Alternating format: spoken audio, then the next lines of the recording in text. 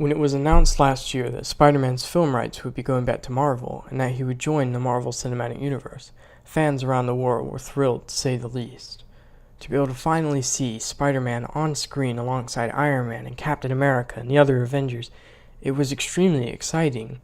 And it only got better when they also announced that he would be getting his own movie in 2017 called Spider-Man Homecoming, which is a pretty fitting name. But we can't help but remember the reason Sony brought Spider-Man back to Marvel in the first place. Since 2002, Spider-Man has had 3 reboots, including Homecoming, and a total of 5 released films, with Sam Raimi's Spider-Man trilogy and then Mark Webb's The Amazing Spider-Man films. But out of all of that, only 2, maybe 3 were actually any good at all. It may not seem that bad, but consider that the worst films of both of those franchises were both so bad that Sony completely canceled all plans for any future films in those worlds, including their planned Sinister Six and Venom films in the Amazing Spider-Man universe. So, with the new Spider-Man movie coming out next summer, I've decided that for my first video here on Area 616, I'm going to look at the previous 5 Spider-Man movies and determine exactly what went wrong and what Kevin Feige, Tom Holland, and John Watts can do to make a truly superior Spider-Man film.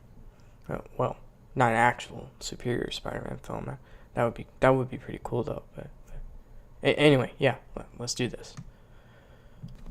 So first, let's figure out what exactly remains the same about Peter Parker and Spider-Man throughout the 5 films from 2002 to 2014.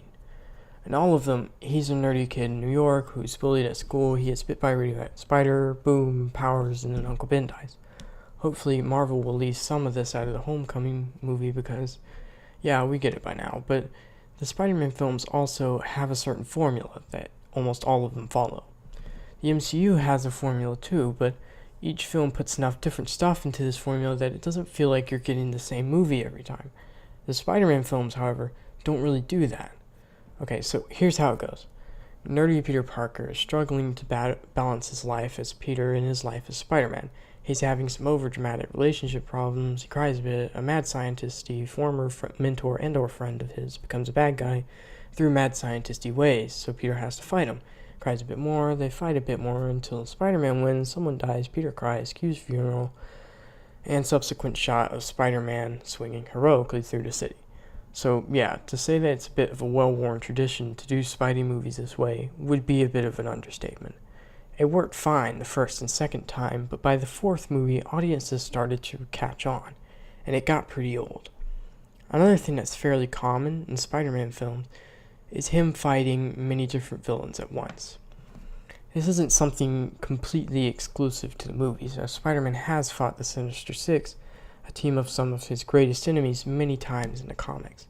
However, unlike the Sinister Six were in the comics, they weren't pre-established villains in these movies.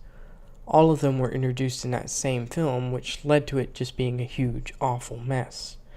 The best Spider-Man films thus far all have only one villain, Green Goblin, Dr. Octopus, and the Lizard, respectively. But even then, they follow that same formula that pretty much every Spider-Man movie follows to some degree. So to truly be good, Marvel must break away from this formula, which shouldn't be too hard. The Vulture has been confirmed as the villain, and unless they make some major changes to the comic, he shouldn't have any previous connections to Peter, which is good, as that is one piece of the formula that has already been changed. But moving away from the Spider-Man side of things, what about Peter Parker? Well, Peter is portrayed pretty differently in both series. Tobey Maguire went with a more geeky Peter, like he was in the 60s, and Andrew Garfield was still smart, but not really geeky, more socially awkward. With that said, both Peters are the same in that they're both smart, both got picked on during high school, and are, well, both kind of crybabies, actually. Garfield less so than Maguire, though. But one thing that both movies got wrong was when their first respective Spider-Man films came out, Tobey Maguire was 27, and Andrew Garfield was 28. These ages are both around what Spider-Man is now in the Marvel Comics, but in these movies, he's supposed to be much younger, somewhere between 16 and 18, and still in high school. So these actors were just too old to really convincingly play a teenager. A lot of people are annoyed that Spider-Man is going back to high school in Homecoming next year, But honestly, I think it's a good idea to take him back to his roots.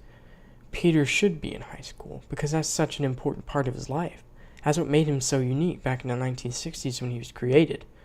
Back then, superheroes were typically big, buff, adult, eat-your-vegetables type guys with a teenage sidekick. This wasn't necessarily a bad thing, but Spider-Man was really a breath of fresh air. Back then, kids reading the comics would want to be like Captain America or Iron Man when they grew up. But when Spider-Man came on, a teenage superhero, and he changed everything. Not only did he have to fight crime, but he also had to do his homework and be at school and deal with bullies and crushes and all of this other stuff. It just made him really relatable.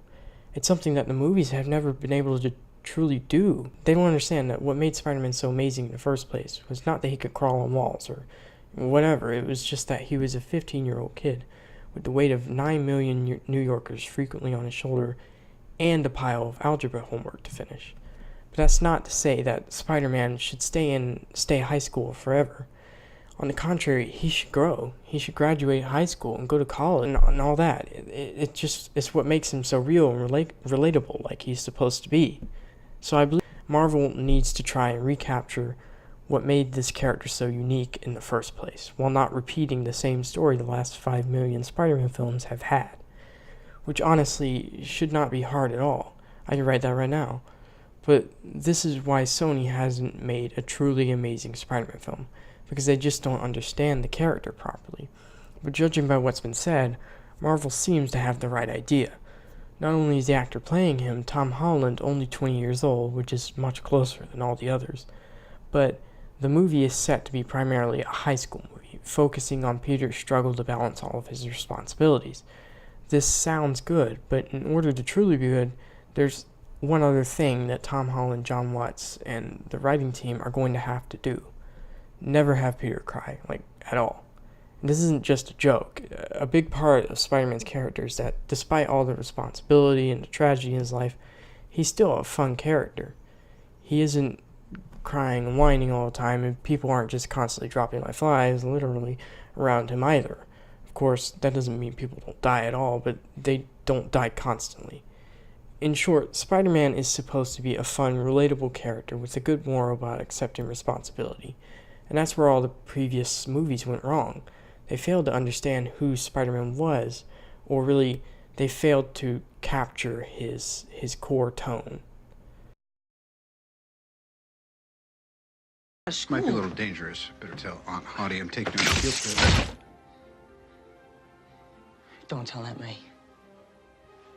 All right, Spider-Man. Give me this. Sorry.